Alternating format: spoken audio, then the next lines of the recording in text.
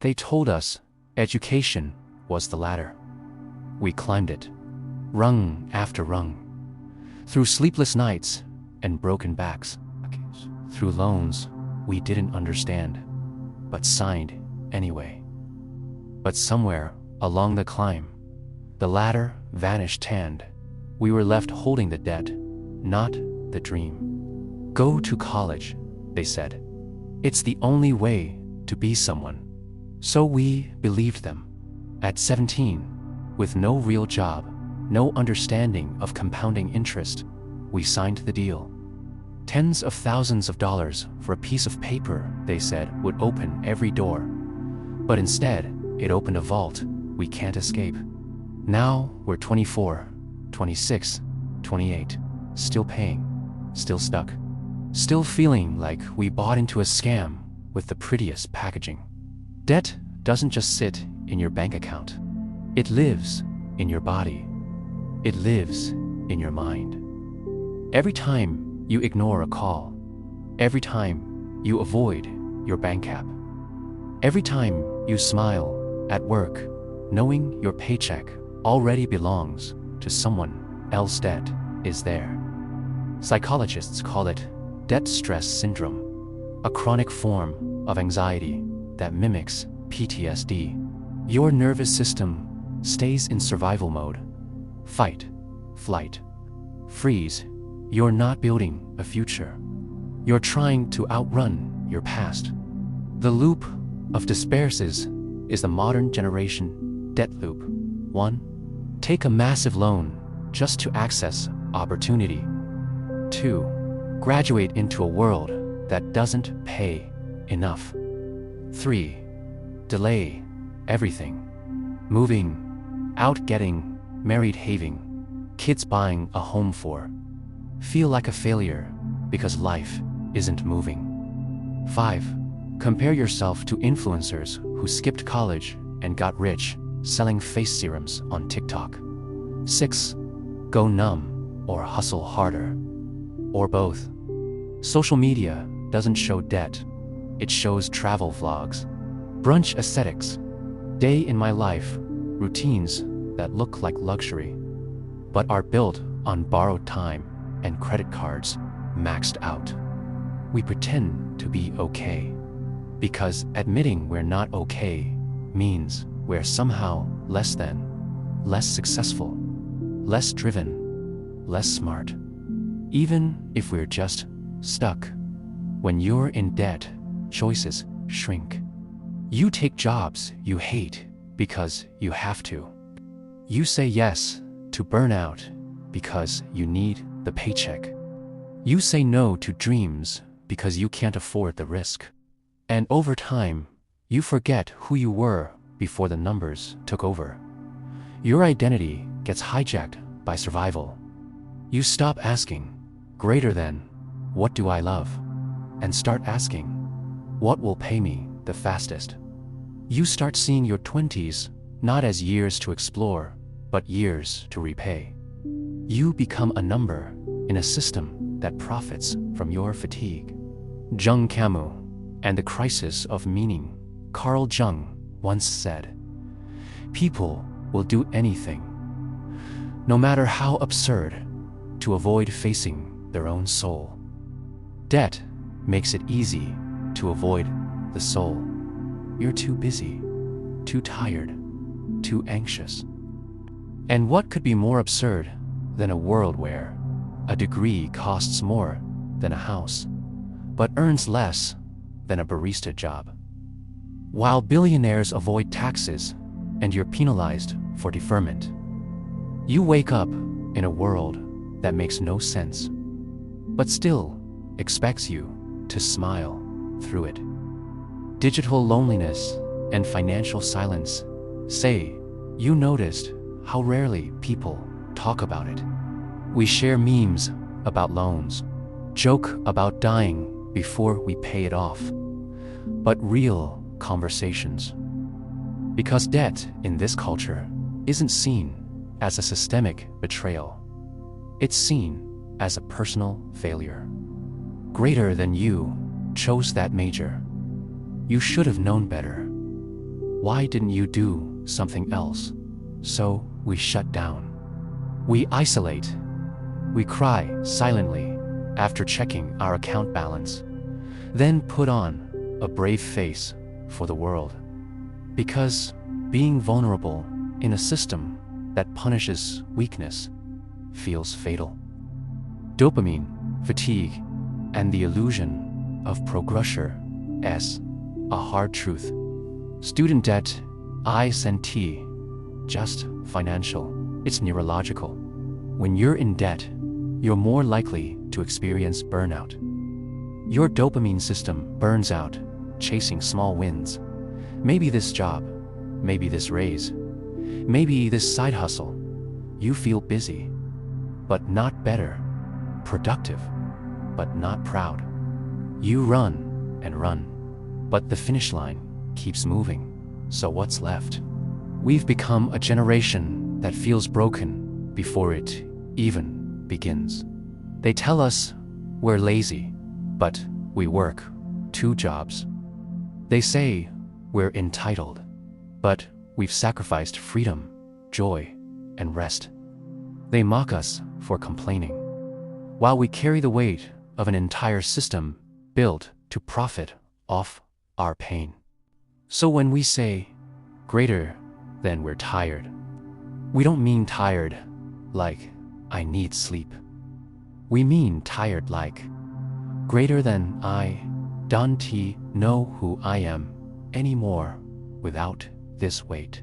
I don't remember what it feels like to wake up and not owe something. I'm scared. This is all there is. Let us breathe for a moment. If you feel this, if your life feels like one long apology for a decision you made at 17. If you've ever looked at your loan statement and felt like it was a verdict, not a number. If you've ever faked a smile at graduation, wondering when the joy would catch up, just know this: you are not the mistake. The system is, and you're not alone in your silence. There are others like you, voices buried in algorithms, lies buried under interest rates. Some of them tried to fight. Some of them gave up. Some of them found a strange kind of peace. Shall we move to the stories of those who lived this truth? These are not just stories. These are echoes, reflections of young men, each burdened by debt, but broken in different ways. Some loud, some are silent, some are still pretending. Let us begin. Story 1. Liam. The performer Liam was 23, living in a shoebox apartment in Los Angeles. He had a business degree and a student loan balance of $92,000. But on screen, he was a lifestyle influencer.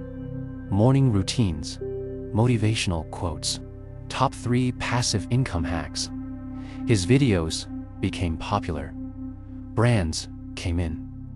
He smiled wider, posed harder, and kept promising the dream. But behind the scenes, his credit cards were maxed out. His job at a startup barely covered rent.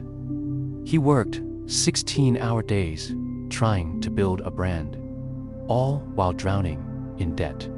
If I just go viral enough, he would whisper to himself, maybe I can outrun this number. But going viral does not erase interest rates, and views do not cure the feeling of emptiness. Liam stopped sleeping. His hair started thinning. He smiled through panic attacks during live streams. He was addicted, not to fame, but to performance, because performing kept people from seeing the collapse. Until one day, his camera battery died during a recording, and he did not reach to plug it back in. He just sat there, staring into the silence, remembering the boy who once loved books, not brands. Story 2. Omar, the Onyamar, came from a small immigrant family. He was supposed to be the one who succeeded, First generation college student, pre-med, full scholarship for the first 2 years. Then, his father got sick, and the hospital bills came in like a flood. Omar took out emergency loans. He worked nights at a gas station. He stopped sleeping and stopped eating properly. His GPA slipped. So did his hope. "I am just tired," he would say when asked. But it was more than just fatigue. It was the numbness of someone whose dreams had slowly faded away. By 25, he owed $104,000. He did not finish medical school. He now works at a call center, repeating the same short script to strangers. Sometimes, he opens his old medical prep book, stares at the pages, then closes it again. Not because he is weak, but because carrying that much debt while watching your family break makes ambition feel like a luxury. He scrolls through social media sometimes, sees his old classmates wearing white coats, and then he logs off because it hurts too much to feel. So he chooses not to. Story 3. Elisha. The Achiever's Maskalesia was the golden child. Full scholarship to a top university. Master's degree in business by 25. A job at a consulting firm with a big paycheck and $68,000 in debt. But to everyone else, Elijah had made it. He wore expensive watches, drove a leased car, posted gym selfies with captions like "Discipline is greater than motivation." But no one saw the cracks. He had to send money home to support his single mother. His rent was draining him, and every loan payment felt like throwing hope into a black hole. Still, he showed up, smiling, working hard. He believed if he slowed down, even for a moment, the whole mask would fall. "Keep moving," he told himself. Winners do not complain, but winners cannot escape depression. By 28, Elijah was a vice president on paper, but a ghost in the mirror. He started having chest pains. The doctor said it was stress-related. So one night, he did something different. He turned off his phone, sat in silence, and for the first time in years, he cried. Not because he was weak, but because he realized that success without freedom is just a more expensive prison. What these stories share: trend men, different paths, but the same pain. Liam hid behind filters. Omar froze in silence. Elijah performed until his body gave out. All of them made the same trade: debt for opportunity. But the cost was higher than the number. They lost peace. They lost purpose. They lost themselves. And the worst part, they thought they were alone. If you have ever looked at your debt and wondered if it is worth continuing, if you have ever screamed into your pillow hoping someone might hear, if you have ever felt like your dreams were buried under numbers, then these stories are yours too. Not because your journey is the same, but because the weight is. You're ready to hear what might actually help when nothing else seems to. We've talked about the problem. We've witnessed the stories. Now, what do we do with this pain? What do we do when the system won't save us, but we still have to live? This is where healing begins. Not by escaping the weight, but by learning how to carry it differently. Step 1. Philosophical reframing. S. Begin with a question. Greater than what if you're worth ISN. T. Defined by what you owe but by how you choose to respond to it. The world told you. You must go to college. You must succeed by 25. You must hustle endlessly or fall behind. But who made those rules? Nietzsche once wrote, "He who has a reason to live can bear almost anyhow." So the first shift is this. Detach your identity from your debt. It's a number, a contract, a reality, but it's not you. You are not lazy. You are not behind. You are not less. You are a human being navigating a system designed to exploit your hope. And the fact that you're still here, still trying, still feeling, that's resilience. Step 2. Shadow work and self-honesty. Carl Jung taught that our suffering often comes from what we refuse to face. So let's be honest. Maybe you chose a degree you didn't love. Maybe you ignored the warning signs. Maybe you were just 17 and believed them. It's okay. Forgive yourself for what you didn't know. And now, bring your shadow to light. Greater than ask, what parts of me have I been hiding behind my debt? What dreams did I bury because I thought I couldn't afford them? What pain am I avoiding by staying in motion? Write it. Speak it. Don't flinch. This is not a weakness. This is integration.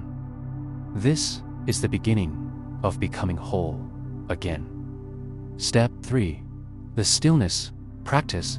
Here, S, a truth most systems 1T tell you. Stillness is not stagnation. It's resistance. It's a revolution. The world profits when you're anxious, when you're always running, always buying, always proving. Listen to your breath. Watch the morning light hit your floor. Disconnected from noise, reconnected to the truth, that moment. That's where power begins again. Try this. 5 minutes a day. No phone, no music, just you. Just breathe. Stillness heals the parts of you that hustle never will. Step 4. Journal prompts for identity. Repair your debt may shape your circumstances, but it doesn't have to shape your self-concept. Use these prompts to begin repairing that relationship. 1. What have I learned about myself through this struggle? 2. What dreams still live in me, waiting to be reclaimed? 3. Who am I when I'm not performing for success? 4. What does enough actually feel like to me? Journal, not to solve, but to witness. To remember who you are beneath the weight. Step 5. Practical shifts for inner autonomy. You can't wish the debt away, but we can shift how we live with it. Some practical mindset reframes from pressure to progress. Instead of saying, I should VA paid more by now. Try, greater than I'm doing what I can with what I have. From shame to structure, build a gentle debt plan that doesn't drown you. Even $25 a month is a win if it doesn't steal your peace. From comparison to compassion, follow accounts that trigger financial shame. Follow creators who speak with honesty, not perfection. From numbness to nourishment, joy in free ways. Walks in nature, phone-free, morning skooking. A meal without rushing thieves. Small rebellions restore your sense of agency, the power to choose again. What if the system never changes? Let's be real. Student debt is a system. A trap dressed like a staircase. And maybe it won't change fast enough, but you still can. You can be someone who feels deeply in a world that numbs, who slows down in a world that rushes, who heals in a world that monetizes brokenness. You are allowed to live softly and strongly at the same time. You are allowed to change, careers forge, your past self, build a future without a timeline or without guilt. If you've read this far, something inside you is awake. Something inside you wants more than just survival. And I want you to know there are thousands, maybe millions, just like you, sitting in debt, sitting in doubt, sitting in silence, but not forever. We're building a generation that doesn't measure itself in payments, but in presence, purpose, peace, and maybe, just maybe, that's worth more than any degree could ever offer. Greater than what would I do with my life if debt didn't define my decisions. Let that answer surprise you. Let it scare you. Then let it guide you. If this resonated with you, drop a comment. I am more than my debt. Let others know they're not alone. Join our newsletter for deeper reflections, healing prompts, and resources that don't cost you your soul. And Don T, miss the next video in this series. You, Don T, need to be productive to be valuable. Coming soon, greater than you're not behind.